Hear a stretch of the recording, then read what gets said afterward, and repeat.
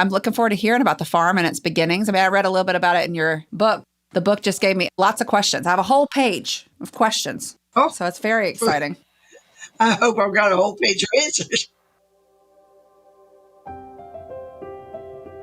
Welcome to the Wisdom of Age podcast, where we journey with our elders back in time, learning about life as they lived it and the lessons they learned along the way. I'm Stacey Rain. If you happen one day to be traveling west out of Richmond, following along the James River, and you reach the point just before it starts to bend again towards the south, you'll pass by Foxfire Christmas Tree Farm somewhere to your left. This is the farm that Betsy Samuels and her husband bought in 1968. They picked the location southeast of the Blue Ridge Mountains and just south of the river because they had heard that Christmas trees grew best on the south side of a large body of water. And they knew the area well from growing up in Virginia Beach. We're high above the James River here. When you drive down our road, our old dirt road, it looks like you're about to fall off the edge of the earth into the river. And you look across the Blue Ridge. From my bedroom window, I see the Blue Ridge every morning when I get up. It's the farm that she and her husband Robert managed together until he passed in 2007. And the one she managed on her own until just recently when she sold it to a family nearby. It's the land that was the centerpiece of their lives for so long, and the land where she still lives, though she doesn't own the farm anymore. It's a place that she loves dearly. She still remembers the day they bought it. They had heard the land was for sale, so Robert and his dad went to an auction and successfully purchased it. When I heard from Robert, he was down at a little town called Sprouse's Corner. He called me and he said, Elizabeth, we got the farm, but I don't think I can ever find it again. Though Robert had grown up on a regular farm in Virginia Beach, he specifically wanted a Christmas tree farm. And he did not want a real farm because he had spent too many years with a cow named Toby standing on his foot while he tried to milk her. So he wanted something that he could take a vacation from. And so when we were in Savannah looking for a Christmas tree, we said, maybe we could raise Christmas trees. And we really did think we were the only people in the world who ever thought of that. Of course, we weren't. They named it Foxfire, a term I'd never heard, but she described for me. When logs rot in the woods, it's sort of like St. Elmo's fire at sea. They give off a phosphorescence. And my husband loved being out in the woods and had seen the foxfire. And when I met him, he was 16. And he said, I hope someday I'm going to have a farm and be about 200 acres, and we're going to name it Foxfire. This place that he'd named Foxfire long ago, and he wasn't so sure he'd ever find again once he bought it, is the place where Betsy learned how to plant Christmas trees. I was the one who was riding the planter the whole time. Really? And I planted the first crop upside down. Oh! Yeah. How'd that work out? And they were very attractive with the little roots. Well, the Chinese, I'm sure, enjoyed them. Actually, we went back and pulled them all up, and I was really just upset. Oh. My father-in-law, who was such a farmer, he came in and helped us when it was planting season usually, and he would separate the little seedlings so we could plant them more quickly because we usually only had 2 days. It's just a weekend from Robert's duty in Washington. And we would come down here and pick up the seedlings on the way down and start planting immediately Saturday morning. And if everything went right, which it almost never did, we would be done by Sunday afternoon. Mm-hmm. And we could go out to eat on the way back, which for us at that time was a real nice to eat celebration because we didn't get to go out and eat very often. Mm-hmm. Yeah, it was an adventure. I learned something every day about farming. She talks about going down with Robert from D.C. because Robert was in the military, and that's where they were stationed when they purchased the Christmas tree farm. He was an electronics engineer with the Air Force, at one point maybe working on missiles. She said a lot of his work was classified, top secret stuff. We talked about life as a military spouse, and life growing up in Virginia Beach, and of course, life on a Christmas tree farm.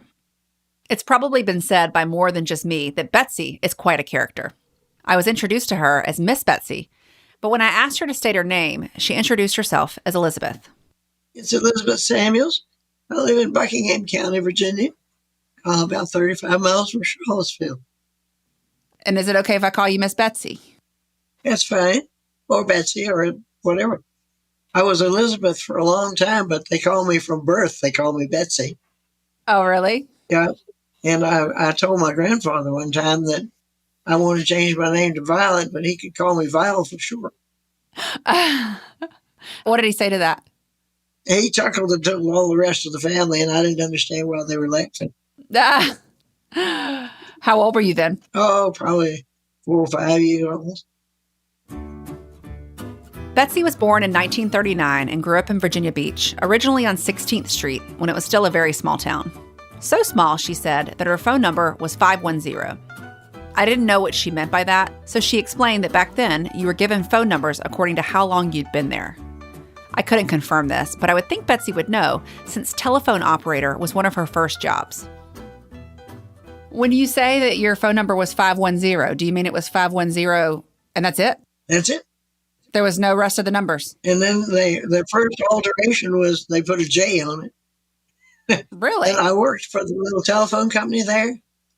Uh-huh. And the letter had to be rung a certain way. And since J was the first in the alphabet, it got one ring with your thumb pressed down. And then it was W and two more. I can't remember right now, but they got 1, 2, 3, and 4 rings. And it was local calls when you just ran the cable up to the person who was calling. Okay. And my future mother-in-law worked for the phone company, and she took a liking to me and would not let my future husband get calls through to anybody else for quite a while. So that worked. So were you an operator? Yes, I was. Mm-hmm. In high school.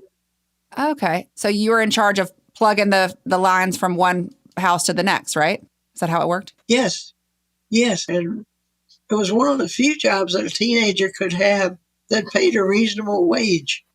And I was tickled to have it. About what year was this? That would have been about 1957. It was before Ma Bell was broken up into a lot of little bells. I asked her what the world was like when she was a small kid in Virginia Beach. I suppose it was as it is to any little kid. It was was wonderful and a little scary because of the war. You know, at Virginia Beach, the adults built these large plywood screens at the end of the road so that the subs could not see us. Oh. And the ships out there could not see us. They painted them black. And at night we were invisible. And then every now and then we had blackouts, and all of us had blackout screens. And when I was very small, and I still remember it, I think because people were so impressed with it, they torpedoed a sub right off the beach. Really? And I was, more equally engrossed in building a sandcastle and watching the sub, but everybody came down to see it. And then as we were growing up, there were still bunkers down there that our parents would tell us, don't go in there because there may be some live ammunition in there. So, of course, we had to go in. But fortunately, there was none in the bunkers we were in. It was a very small town. But in the summer, of course, it bloomed and blossomed. This story about the sub stopped me in my tracks. The war? Here? I always thought of World War II as fought elsewhere, never making it to our shores outside of Pearl Harbor, of course. But it turns out I was wrong. There were incidents on the West Coast and Alaska by the Japanese and operations by the Germans on Long Island and in Florida, as well as off the eastern seaboard, Gulf of Mexico, and Caribbean. In 1942, when Betsy was probably 3, a German U-boat was bombed off the coast of Virginia Beach. So this might be what she's referring to. Or it could have been one of the times that German U-boats targeted the merchant marine ships in their quest to disrupt Allied shipping. All in all, the German operations off the coast of Virginia Beach resulted in the loss of many, many lives. So I've always thought of the war being fought somewhere else, but it was real for you. Yes, it was. And not, because of my age, not as real for me as it was for the adults. My great uncle was an air raid warden, and he would come around and tell us when we needed to pull those blackout shades and when we needed to get down and lay low. And It was a little bit of a scary time.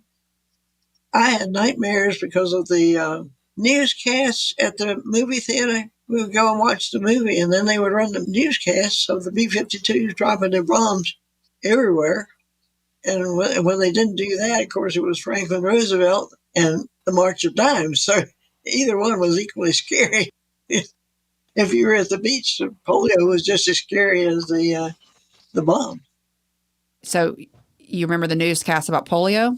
Oh, yes. Roosevelt had polio, Mm-hmm. and he was part of the advertising campaign to raise money for the cure. So in your mind as a kid, the polio virus was just as scary as the war happening right off the shores of where you lived? Just about as, because they're out with the ocean and all the tourists, we had outbreaks of polio because when the water got warm in the summertime, it was apparently a good transmission medium, and we would sometimes have to stay out of the water for a while. Betsy had at one point what she calls a bad bum leg for a while. She ended up in the hospital and remembers getting an x-ray on a machine, which she said looked like something from outer space.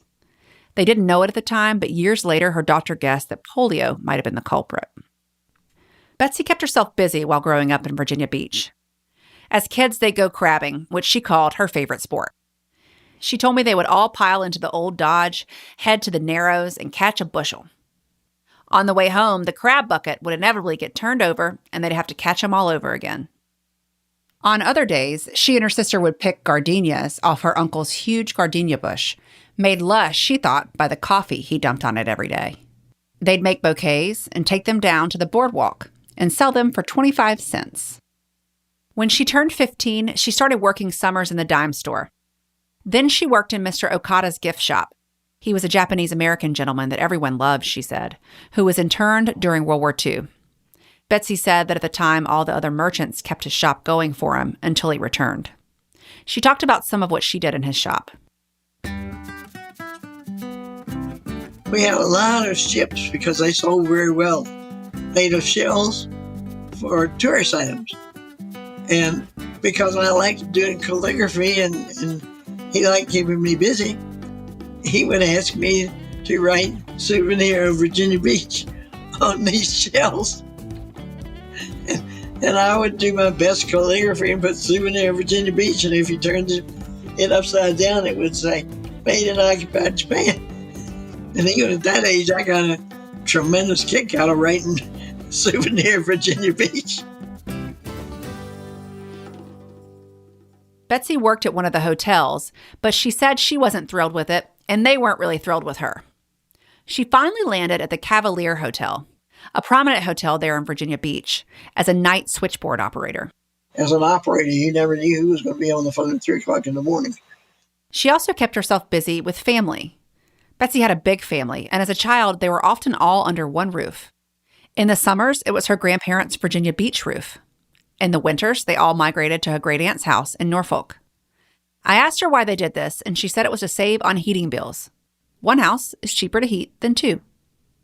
Betsy has always been creative her whole life, and she even wrote a book that chronicles many of these characters, as she calls them, and details one hair-raising scene in particular.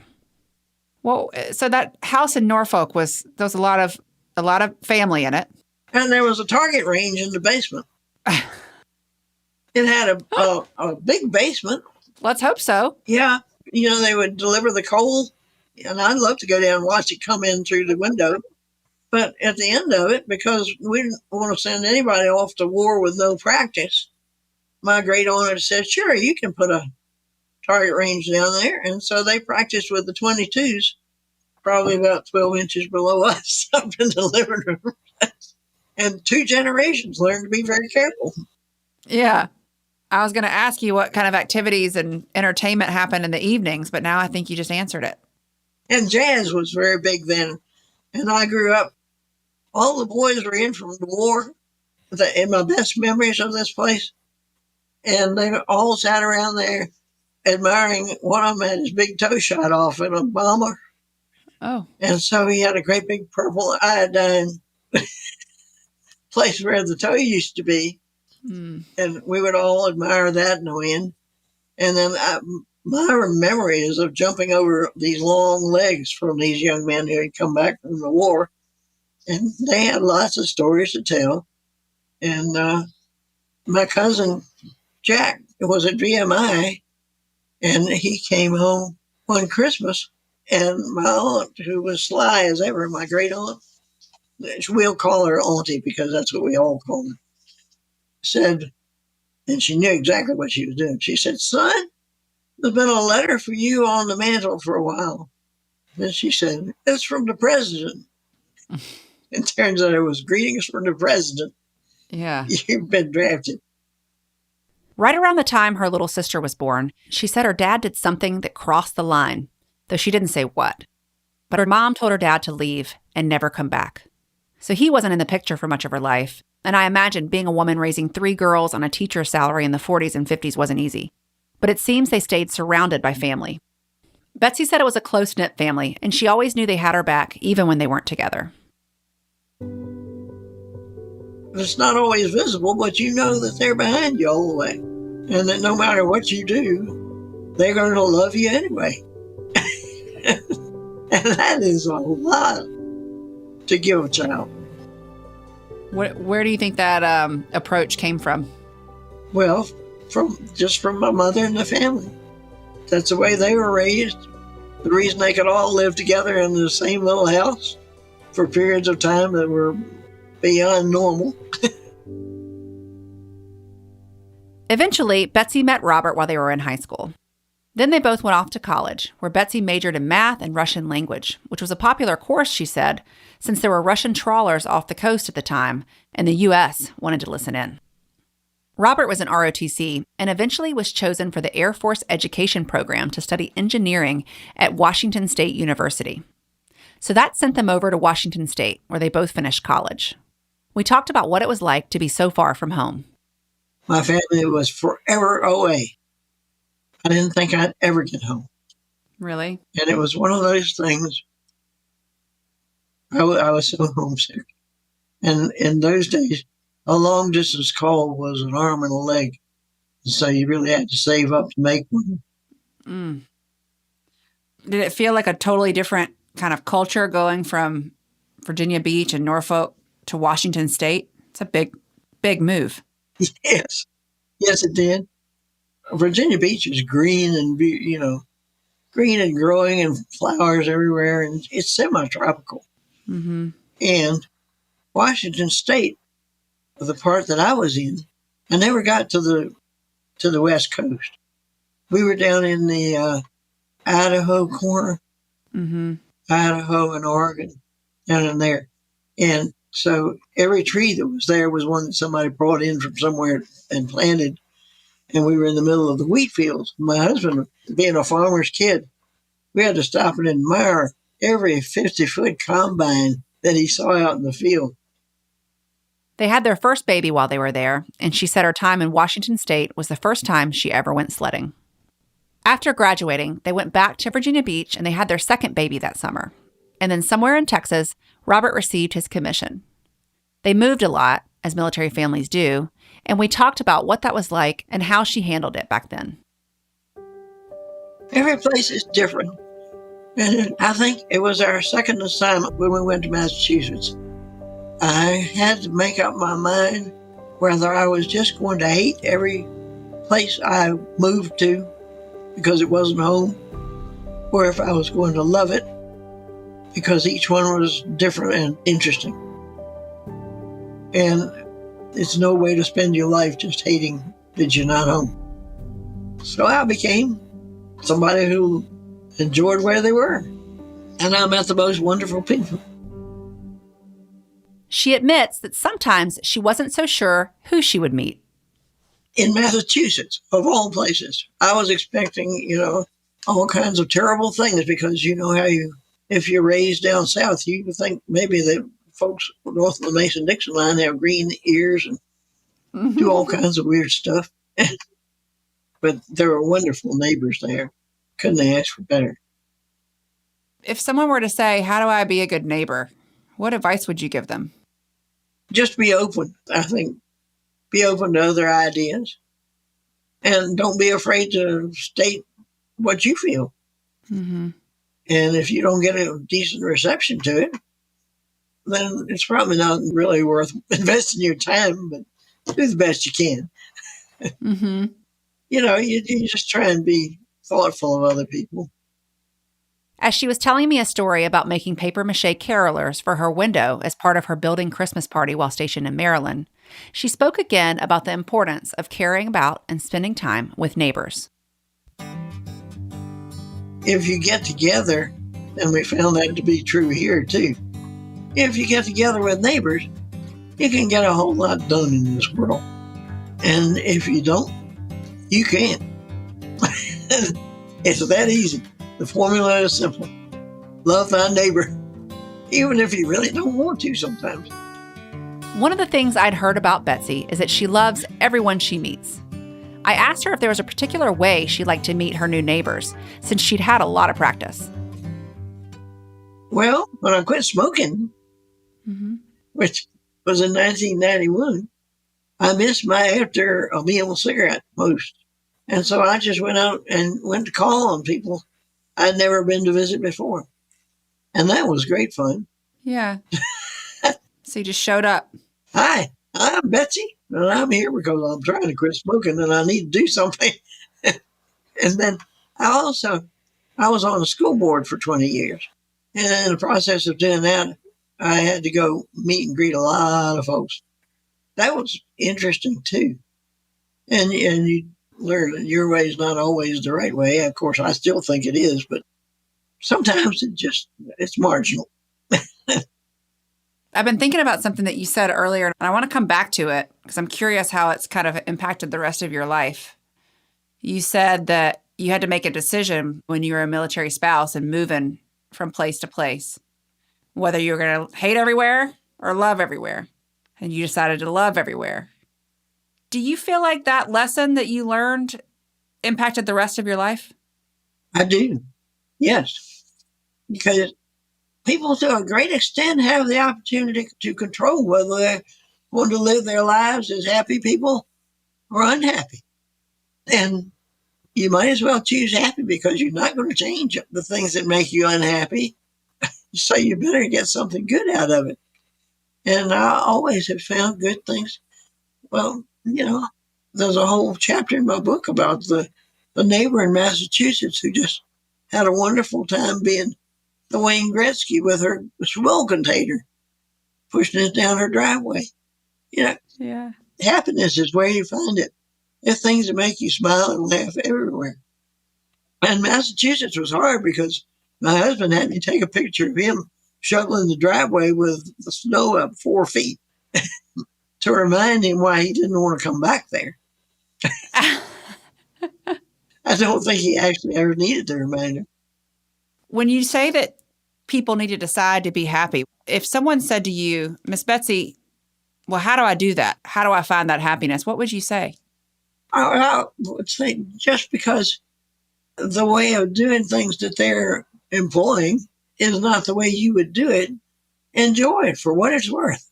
You might learn something. Who knows? And if you can't enjoy it, don't worry about it because you're not going to do anything about that either. You're sure not going to change their mind. They've been living a long time with their own principles and actually don't need your set. So it just enjoy what you can and try to forget the rest. That's really good advice. They moved from Massachusetts, met new neighbors. They moved again and so on, until finally buying the Christmas Tree Farm in the late 60s. They still lived in D.C. for about a decade after while Robert worked at Andrews Air Force Base. They went down to the farm just about every weekend. By this time, they had 3 kids, 2 daughters and a son. They began planting right away, but lost that first crop. We hired some folks to plant them, and there's a thing called J-root that happens with Christmas trees. They don't dig the hole deep enough, and so the little root bends up like a J. Well, then it gets up in the air, and the tree dies, the little seedlings die. So we lost the first crop. But losing a crop with Christmas trees, it's not unusual. We've just about, I guess, 1 in 4 of our plantings took the first time. The other three took a little nursing along. We'd lose right many, and sometimes my husband would just say, well, it's, rather than try and sort them out, I'm just going to mow the whole crop down, and we start fresh. That same year? Yeah. Well, so we were planting in the spring when we started. As the years went by, we sort of moved over to most of the time planting in the fall because it seemed to be more reliable rain. Oh, that makes sense. So from that first year you planted, how long did it take until you kind of opened the farm for people to come and cut their tree? 1977 was the magic year. And I still had customers coming last year. There were two customers. One was here that first year. The one was here the second year, too. It's a long time. They brought grandchildren. That's so sweet. So it was an 8-year labor of love. Yes. Wow. What do you remember about the first customer? Well, my mother said she was going to be my first customer. She gave me a $1 bill to frame. And that first year they began selling trees, she said, was wonderful. Originally, the plan was to raise wholesale trees, but it was Betsy's idea to see if people might like to come right out to the farm to make their Christmas memories. My husband had a Christmas tree lot in Charlottesville. And I said, I know how far I would drive to get a tree, and I'm sure we'll get a customer or two out here. And everybody said, no, you're not going to see. Nobody's going to drive that far. It's 45 miles, and it's way out in the country. By golly, we had something like 40-some customers that first year. So you originally intended just to grow the trees and sell them wholesale, but then you became a cut-your-own-tree kind of destination. Yeah, nobody believed that we would sell any out here.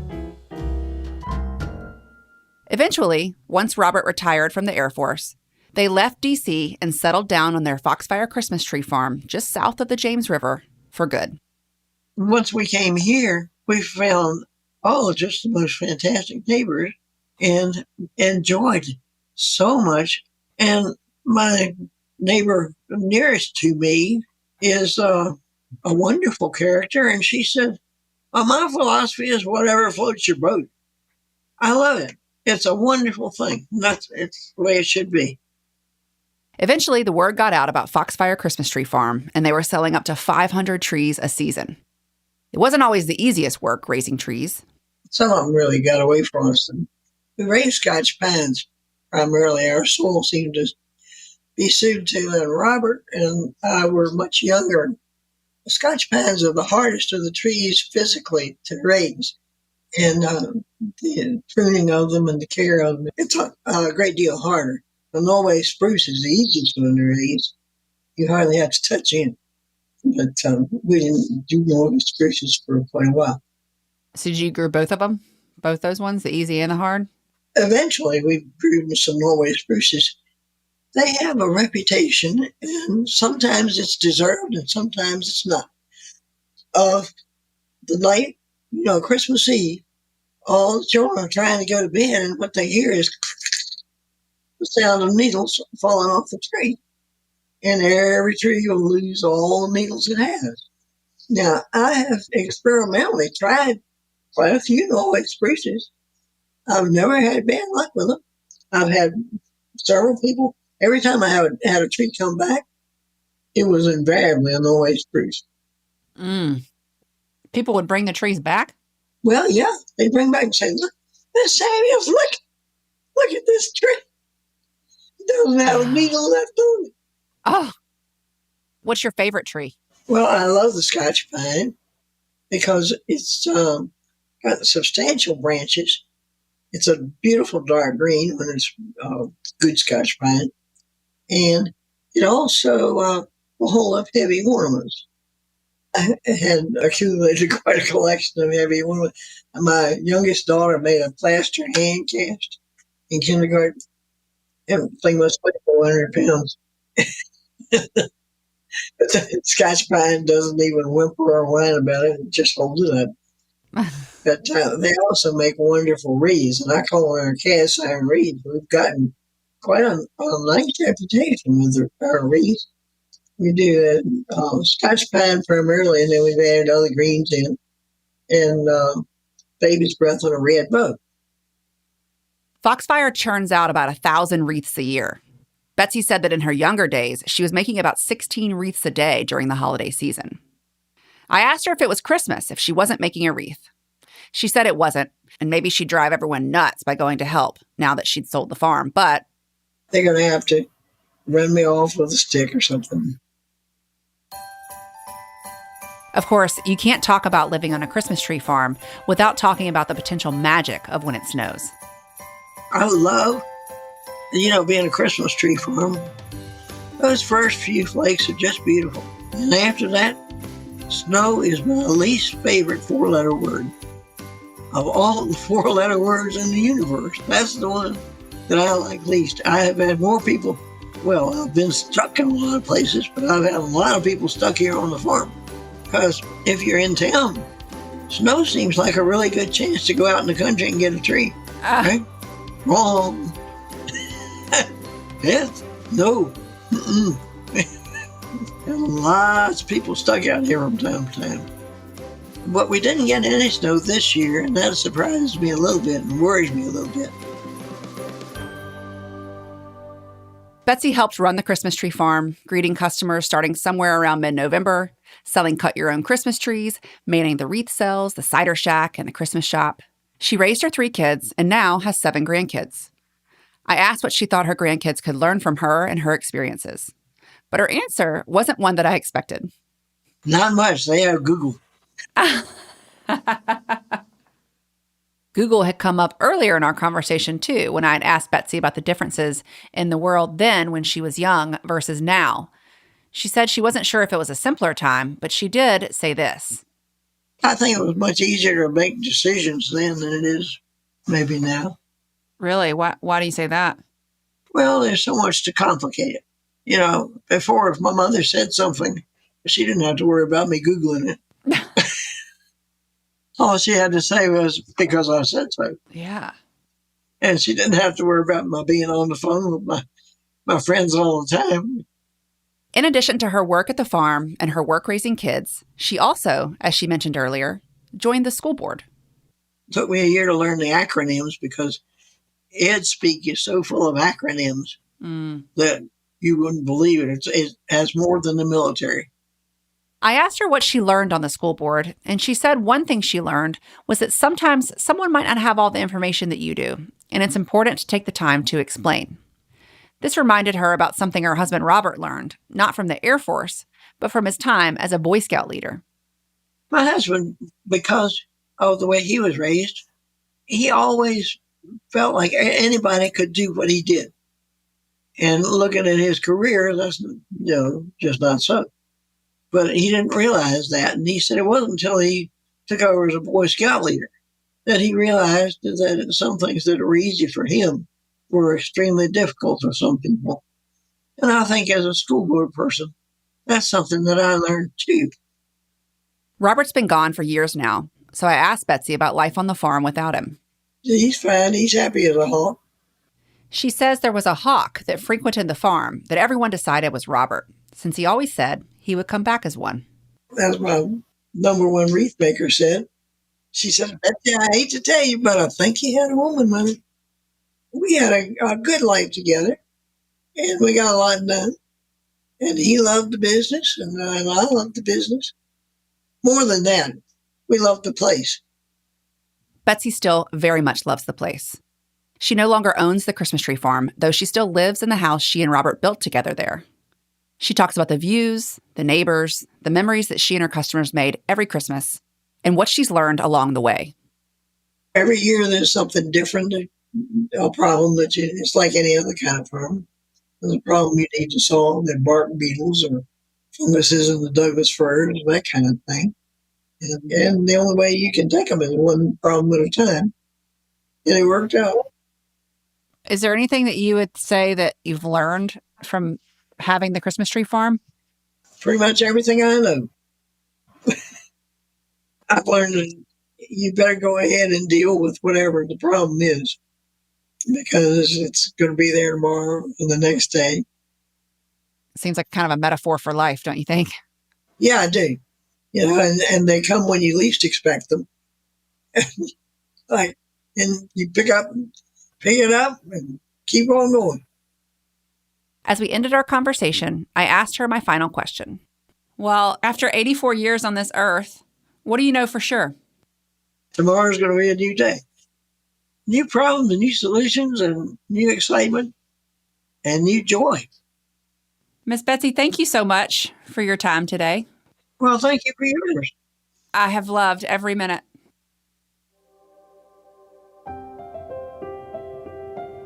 That was Miss Betsy Samuels. I hope you learned something from her reflections and the wisdom she shared. Thank you to Miss Betsy for being on this show. In the next episode, you'll hear from Miss Mary Alice Houston, a great-grandmother in Monroe, Louisiana. If you have a guest suggestion or just want to share your thoughts, head over to wisdomofagepodcast.com. If you enjoyed this episode and want to support the podcast, you can follow the show in your favorite podcast app, leave a rating and review, and share it with a friend. Wisdom of Age is a Rain Media production, produced by me, Stacey Rain, with editing and sound design by Sandra Levy-Smith. To discuss how we can help you bring important stories to life through sound, visit rainmediaco.com to get in touch.